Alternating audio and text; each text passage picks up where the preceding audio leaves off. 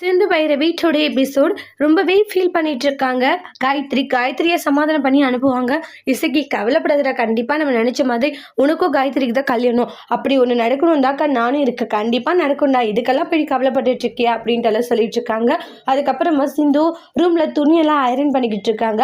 அப்ப பாத்தீங்கன்னா இசைக்கு அந்த வழியே வருவாங்க. சிந்து துணி ஐரன் பண்ணிட்டு இருக்கதை பார்த்து இசைக்கு பயங்கரமான ஒரு அதிர்ச்சி. இது என்ன சிந்து தானே அப்படின்ட்டு கண்ணெல்லாமும் நல்லா தேய்ச்சி பார்க்குறாங்க. ஆமா சிந்து தான் இருக்காங்க, என் கண்ணு என்னாலேயும் நம்ப முடியல அப்படின்னு சொல்லிட்டு பயங்கர அதிர்ச்சியில் இருந்துட்டு இருக்காங்க. அதுக்கப்புறம் அக்கா அக்கா அப்படின்னு போறாங்க. டே பொறுமடா இசைக்கு, என்னடா உனக்கு பிரச்சனை அப்படின்னாங்க. அக்கா சிவாவுடைய ரூம்ல அந்த சிந்து துணி ஐரன் பண்ணிட்டு இருந்தாக்கா. என்னது, சிவாவுடைய ரூம்ல சிந்து துணி ஐரன் பண்ணிட்டு இருந்தாளா? ஆமாக்கான்றாங்க. டே என்னடா சொல்ற, பாத்தி அக்கா நல்லா பாத்துங்க, நான் தான் சொல்றேன்ல அவ தெரியாம மறைமுகமா போறான்ட்டு, நீ தாங்க அதை கேட்கவே இல்லை அப்படின்றாங்க. என்னடா சொல்ற? ஆமாக்கா. சரிடா, நான் ஒரு ஐடியா சொல்லட்டுமா? என்ன ஐடியான்றாங்க. பின்வாசல் வழியா அவ வரா இல்லையா, இப்ப அவ எப்படி உள்ள இருப்பா, அப்ப நீ துணியை போயிட்டு அவளோட முகத்துல போத்திட்டு திருடுன்னு கத்து, அப்ப நாங்க எல்லாரும் வந்துடும்ன்றாங்க. அக்கா சூப்பர் பிளான் ஒர்க் அவுட் ஆகுமா? டே கண்டிப்பா இந்த பிளான் ஒர்க் அவுட் ஆகும், நீ இது மாதிரி பண்ணுன்றாங்க. சரி ஓகே அப்படின்னு சொல்லிட்டு இசைக்குமே போறாங்க. அப்புறம் சிவா இருந்துட்டு, சிந்து என்ன சிந்து உன் பாட்டுக்கு டோரை இப்படி ஓப்பன் பண்ணிட்டு ஐரன் பண்ணிட்டு இருக்க, யாராச்சும் வந்தாங்கன்னா என்ன ஆகுறது சொல்லு. அதெல்லாம் வரமாட்டாங்க, டோரை க்ளோஸ் பண்றாங்க, உனக்கு இந்த மாதிரி துணி ஐரன் பண்ணி கொடுக்குறது எனக்கு ஒரு தனி சந்தோஷம் டாக்டர் அப்படின்ட்டு செம கியூட்டா பேசிட்டு இருக்காங்க. அதுக்கப்புறமா கோவிலுக்கு போகலான்னு சொல்லிட்டு பைரவி ஒரு பக்கம் வண்டியில் வெயிட் பண்ணிக்கிட்டு இருக்காங்க. அப்போ வண்டி பார்த்தீங்கன்னா ரிப்பேர் ஆகி நின்றும். அந்த இடத்துல அவங்களுடைய அப்பா கால் பண்ணி இது மாதிரி ஆயிடுச்சு, சரி உடனே வரேன்னு சொல்லிட்டு ஆறுமுகத்துக்கு கால் பண்ணி அப்படியே பைரவி கூட்டிகிட்டு வர சொல்லுவாங்க. அப்போ ஆறுமுகம் அந்த வழி வரும்போது, பைரவி என்னாச்சு, பெட்ரோல் இருக்குது எல்லாம் இருக்குது, டக்குன்னு வண்டி ஸ்டார்ட் ஆகல அப்படி சொல்லிட்டு இருக்காங்க. உடனே சரி வா அந்த பையன் ரெடி பண்ணிடுவான், நம்ம காரில் போகலாம் அப்படின்னு சொல்லிட்டு காரில் போகிறாங்க. பைரவி ரொம்ப தேங்க்ஸ், எதுக்கு இல்லை சரியான நேரத்தில் தங்கச்சி காப்பாற்றினே அதுக்காக தான்றாங்க.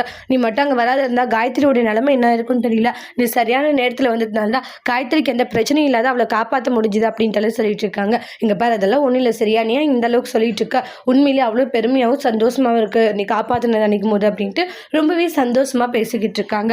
அதுக்கப்புறமா உனக்கு என்ன வேணுமோ கேளு, நான் செய்வேன், என்ன வேணும்னாலும் செய்வியா? கண்டிப்பாக செய்வேன், சொல்லு பைரவின்றாங்க. உங்கள்கிட்ட எனக்கு டிவோர்ஸ் எனக்கு கொடுக்குறியா அப்படின்றாங்க. உடனே என்னாச்சு, இல்லை நீ இறங்க வேண்டிய இடம் வந்துடுச்சு அப்படின்றாங்க. என்னால் டிவோர்ஸ் மட்டும் கொடுக்கவே முடியாதுன்றாங்க.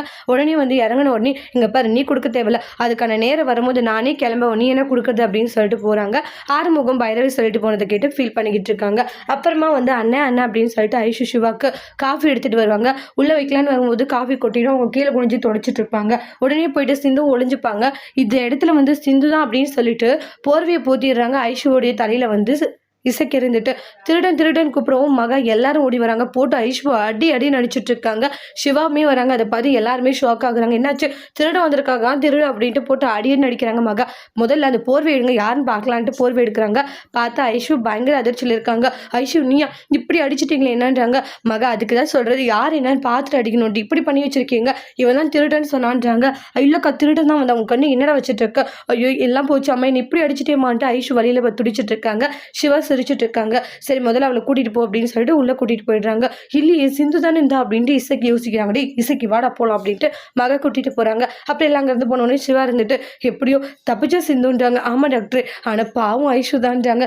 சரி இங்கிருந்து போயிடுன்றாங்க. சரி டாக்டர் போயிட்டு வரேன், ஐரன் பண்ணி வச்சுக்கிறோம் போட்டுக்கொண்டு செம கியூட்டா பேசிட்டு அங்கிருந்து கிளம்பி போறாங்க. அப்புறம் பைரவி கோயிலுக்கு போயிருப்பாங்க. ஆறுமுகத்துக்கு அவங்க மாமா கால் பண்ணிக்கிட்டு இருக்காங்க. வரும்போது பைரவி கூட்டிட்டு வந்தவங்க கோவில் இருக்கா, சரிங்க மாமான்றாங்க. கோவில் போய் சாமி கும்பிட்டு உட்காந்துட்டு இருப்பாங்க. அப்ப சஞ்சய் பாக்குறாங்க. பார்த்ததுமே ஹாய் பைரவி, சஞ்சீவ் நீ இங்க இருப்ப நினைக்கலன்றாங்க. அப்புறம் 2 பேரும் பேசிட்டு இருக்காங்க. சரியான நேரத்துக்கு நீயும் அங்க வரலன்னு என்னென்னவோ நடந்திருக்கும், இருக்கட்டும்ன்றாங்க.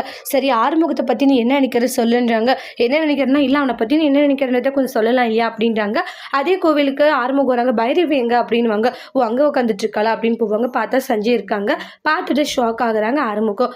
அதோட இந்த எபிசோட் முடிச்சிருக்காங்க. தேங்க்யூ.